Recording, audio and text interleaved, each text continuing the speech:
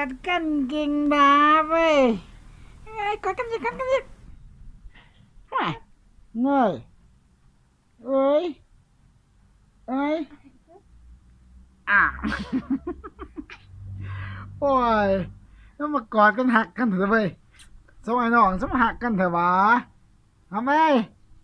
จีจ๋าโอ้ยว้ายยืดแตกมานี่จุ่มน้องนะ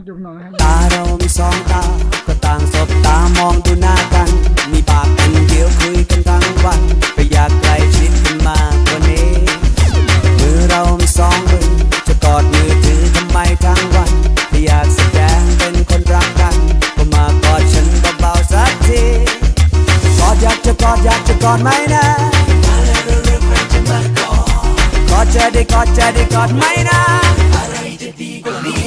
กอดกันนะตามธรรมเนียมคนที่รักเขาต้องมากอดกันไว้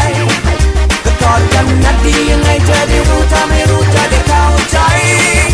กอดกันนะเราเป็นคนไม่ใช่แพ้ไม่ต้องแอบติดกันไปก็กอดกันนะจริงยังไงมากอดสักนานๆจะได้อุ่นใจจะกอดไหมกอด